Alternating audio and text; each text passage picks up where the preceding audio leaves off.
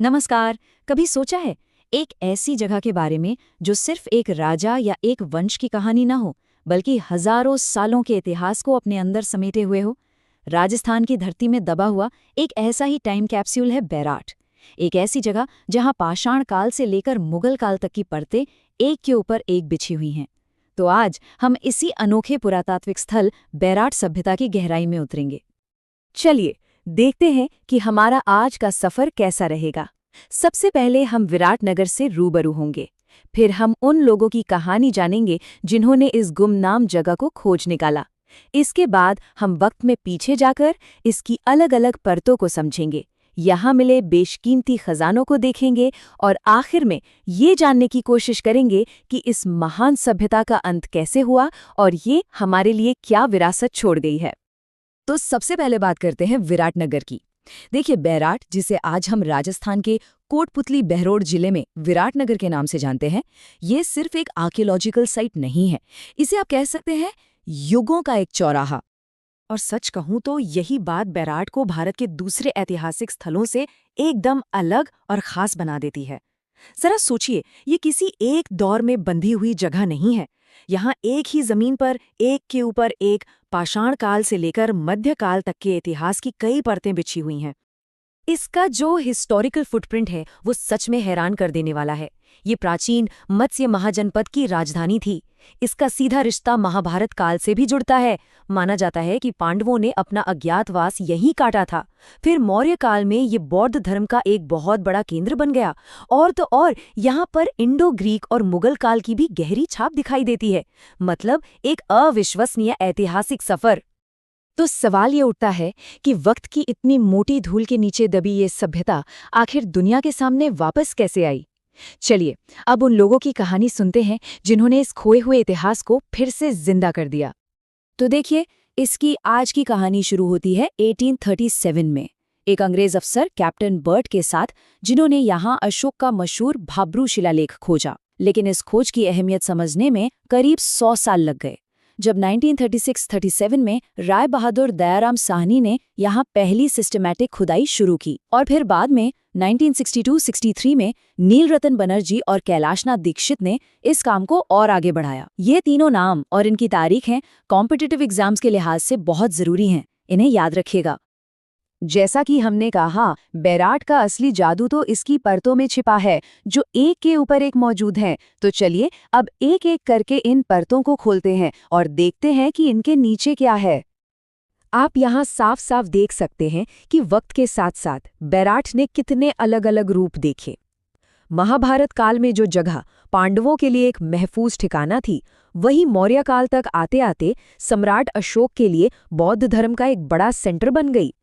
फिर Indo Greek दौर में ये इंटरनेशनल ट्रेड का गवाह बना।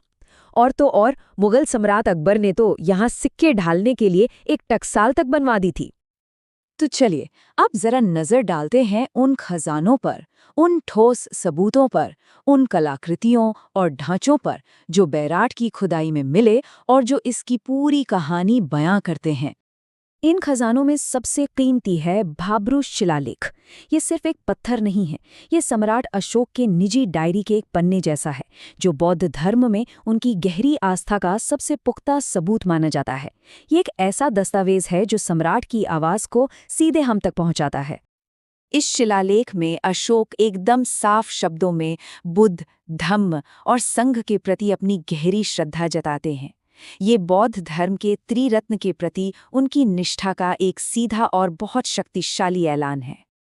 अच्छा, इस शिलालेख से जुड़े कुछ जरूरी तथ्य हैं जो आपको पता होनी चाहिए। पहली बात, इसे 1837 में कैप्टन बर्ट में बीजक की पहाड़ी पर खोजा था। दूसरी, ये ब्राह्मी लिपि में लिखा गया है और आज की तारीख में इसे कोलकाता की एशियाटिक सोसाइटी ऑफ बंगाल में सहेज कर रखा गया है। अब जरा इस नंबर को देखिए, 36। ये सिर्फ एक गिनती नहीं है। बैराट के इतिहास में इस नंबर के पीछे एक ऐसी खोज छिपी है जिसने सबको हैरान कर दिया था। ये नंबर अपने आप में एक पूरी कहानी है। तो ये 36 ये संख्या है उन चांदी के सिक्कों की जो एक मिट्टी के बर्तन के अंदर से मिले थे। लेकिन सबसे कमाल की बात ये नहीं थी। कमाल की बात थी वो कपड़ा जिसमें ये सिक्के लिपटे हुए थे, एक हाथ से बना सूती कपड़ा। सोचिए 2000 साल से भी ज्यादा पुराना कपड़े का एक टुकड़ा मिलना, ये कितनी बड़ी और दुर्लभ पुरातात्विक खोज है। और जब इन 36 सिक्कों की जांच की गई तो एक और चौंकाने वाली बात सामने आई। इनमें से सिर्फ 8 सिक्के ही भारतीय पंचमार्क सिक्के थे। बाकी के 28 सिक्के यानी लगभग 78% इंडो ग्रीक राजाओं के थे। ये बैराट के गहरे इंटरनेशनल कनेक्शंस का एक ठोस सबूत है। और कहानी में एक और दिलचस्प मोड़ है। उन 28 यूनानी सिक्कों में से भी 16 सिक्के सिर्फ एक ही शासक के थे, और वो थे उस दौर के जाने माने और शक्तिशाली इंडो ग्रीक राजा मिनेंडर। ये खोज बैराट को सीधे सीधे उस युग के एक बड़े विदेशी शासक से जोड़ देती है।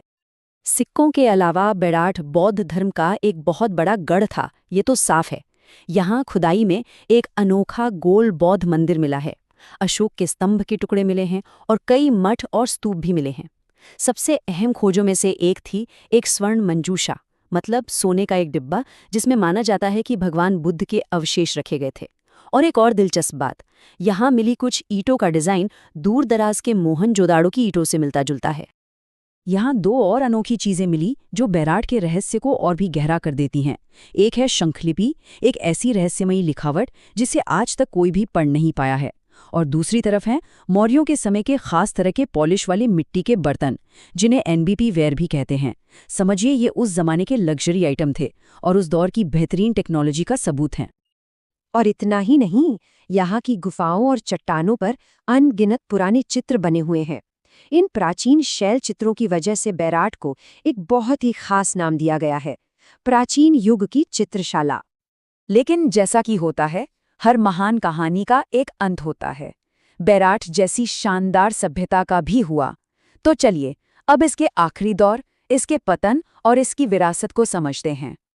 तो हुआ ये कि 6ठी शताब्दी के आसपास इस जीती जागती सभ्यता पर एक बहुत ही क्रूर हमला हुआ, और माना जाता है कि हूण शासक तोरमाण और उसके बेटे मिहिरकुल ने इस समृद्ध बौद्ध केंद्र को बेरहमी से तबाह कर दिया।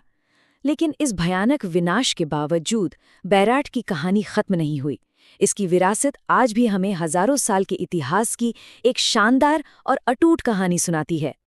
बैराट का मिटना बेशक एक युग का अंत था, पर यह हमें सोचने पर मजबूर करता है कि इसके ये जो परत दर परत विरासत है, ये हमें भारतीय इतिहास के उन चौराहों के बारे में आखिर क्या सिखाती है, जहां अलग अलग संस्कृतियां आकर मिलती थीं, टकराती थीं और एक बिल्कुल नई कहानी गढ़ती थीं। ये सवाल आज भी खोज का एक बड़ा विषय है। अगर आपको ये वीडियो पसंद आ रहा है तो ज़रूर एक लाइक कर दीजिए। आपका एक लाइक हमें और बेहतर वीडियो बनाने के लिए मोटिवेट करता है। अगर आपने अभी तक चैनल को सब्सक्राइब नहीं किया है तो अभी कर लीजिए और साथ में बेल आइकन दबाइए, ताकि जब भी नया वीडियो आए आप सबसे पहले देख सकें। वीडियो को अपने दोस्तों के साथ शेयर करना मत भूलिए, और अगर आप हमारे साथ टेलीग्राम और व्हाट्सएप ग्रुप में जुड़ना चाहते हैं तो नीचे डिस्क्रिप्शन में दिए गए लिंक पर क्लिक करें। वहां आपको अपडेट्स, नोट्स और खास कंटेंट सबसे पहले मिलेगा।